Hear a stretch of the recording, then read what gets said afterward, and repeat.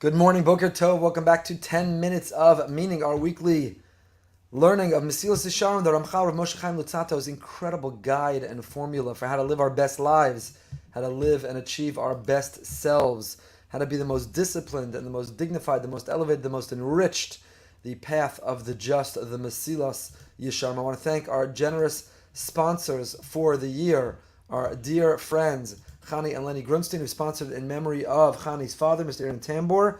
Aaron Ben Yitzchak, his neshama should have a wonderful aliyah. If you'd like to sponsor a future class of 10 Minutes of Meaning, or any of our shiurim, please email lee@brsonline.org, lee@brsonline.org. We are concluding the 13th chapter of Mesillas Yesharim, the 13th parak. And the Ramchal tells us the following principle, the following rule. Harelecha klal ha'amiti, here is the genuine, here is the fundamental principle, the fundamental rule. Again, to catch us up, we have been learning about the principle of precious, how to live a life of the ultimate in discipline, how to be in control of ourselves, how to not give in to our urge, how to not give in to our ego, but how to learn to live without, which is the only thing that can entitle us to live with. The Ramchal, the very first step in this process was zehirus, how to live a mindful life, how to be conscious and conscientious in all that we do, how to be mindful in our thought, speech, and action. Then we move to zrizus, not to be so mindful that it becomes analysis paralysis, but zrizus, how to act with alacrity. Set a goal and then strive to achieve it. The goal can be in learning, the goal can be in relationships, the goal can be in health and wellness, the goal can be professional and career.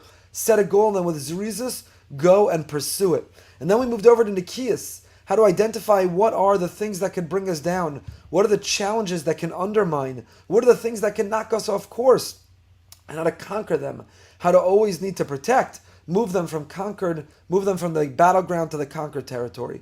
And that led us to this midah of precious. Precious is an elevated life. Just because things are permissible doesn't mean they're good for you or that you should do them. So a big bag of potato chips and a 6-pack of beer and 4 football games in a row doesn't say anywhere in halacha it's forbidden. There's nowhere morally or ethically that that's considered corrupt. There's nothing wrong with it. Technically, there's also nothing right with it. And there's nothing righteous with it. And therefore, a person has to ask themselves at all times and in all moments, is this going to make me better? Will it bring out my best? There's nothing wrong with recreation. There's nothing wrong with entertainment. There's nothing wrong with enjoyment. We all need, in order to rejuvenate, re-energize, we all need to disconnect in order to get elevated. However, it has to be done so in moderation. We have to ask ourselves. So here's the klal amiti. Here is the general rule that Ramchal leaves us with.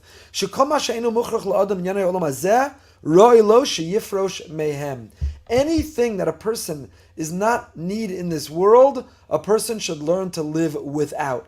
Now, my dear friends, we could have learned this at any time over the last several hundred years since the Ramchal gave us and gifted us this monumental work. But no time in those last few centuries have these words been so resonant as they are for us this past year. What the Ramchal is saying is live life and divide between what is essential and what is non-essential. What is essential and what is not essential? You want to live a meaningful life, a rich life, a purposeful life. You want to live a happy life and a functional life and a balanced life. Then always remain aware and mindful of the difference between what is essential and what is unessential. And it doesn't matter that we can't enjoy and experience also what's unessential, but we can never confuse and think it is essential. And so, ask the people of Texas, what's essential? Heat, warmth, security. Last week, those snowstorms, the loss of power. Power in our lives is essential. It's a risk to the life without it.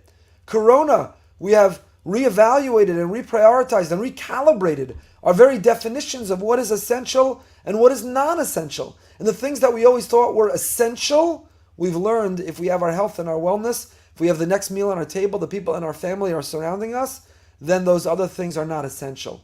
What is essential, what is not essential? And the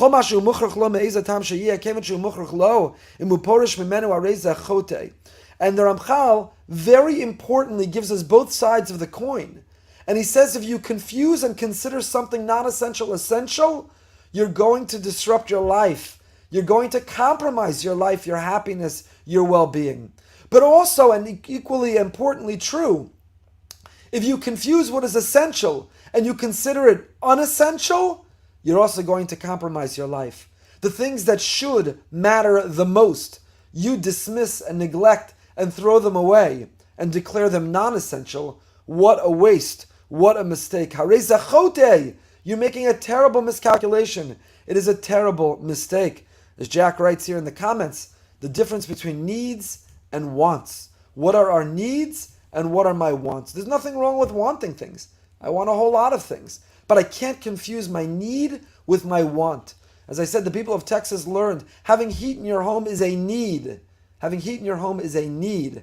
Having a bigger flat screen TV or the latest iPhone, that's a want.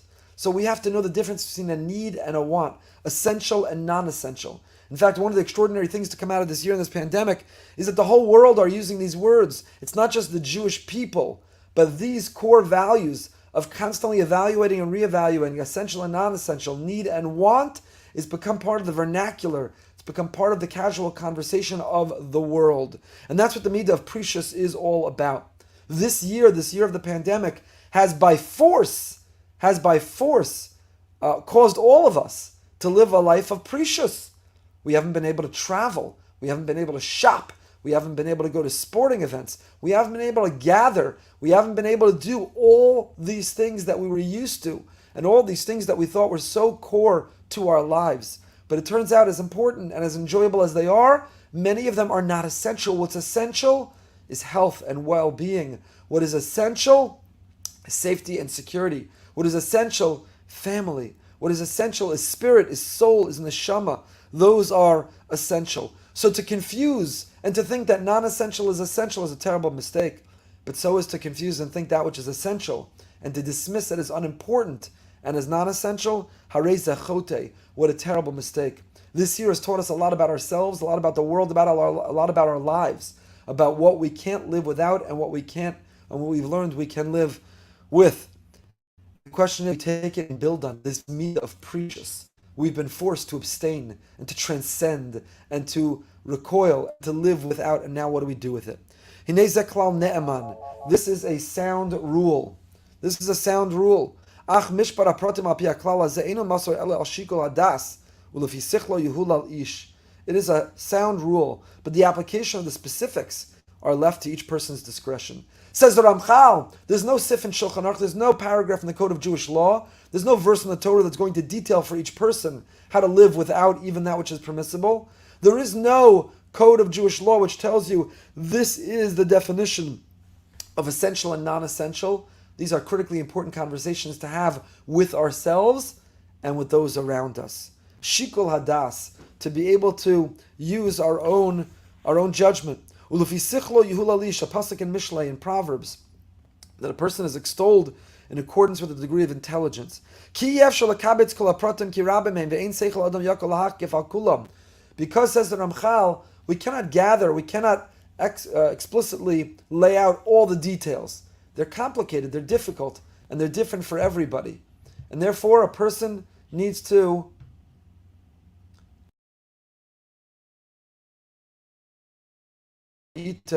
everybody on their own. Everybody on their own. And so, I leave you with that thought, that we continue this conversation of essential versus non-essential, and that we always reprioritize and recalibrate in our lives, and that when we've learned to live without, we can truly live and enjoy and make the most out of living with. Join us at 8:45 for Living with Emunah. We've concluded the 13th parak, the parak of Precious. We'll pick up next week, parak Yudalet Chelkei HaPrecious, the different parts of Precious. In fact, Tanis Esther, tomorrow we're going to fast. There's no Precious greater than that. There's no experience of living without greater than a fast day, which we literally learn to live without by depriving ourselves of food and drink and proving that we can be angelic, that we are a soul that has a body, not a body that has a soul. On a fast day, we tap into and we remind ourselves of that capacity for Precious, of that capacity to transcend, of that capacity to live without. So don't just feel the growl of your stomach, don't just long for the fast to be over, but lean into that fast and lean into the recognition of what is essential and non-essential, and what it is to live without, and what it is to tap into that holiness. Again, join us 8:45 Living with Emunah. Join us 9 o'clock tonight. We've got a special Purim edition of Behind the Bima planned for you. You don't want to miss it. take a moment, please, to subscribe to our YouTube channel. If you're watching on YouTube, you see the subscribe button. Please take a moment to press it and to be alerted and notified in real time every time we go live with our next program. Until next time, stay happy, stay healthy, and stay holy.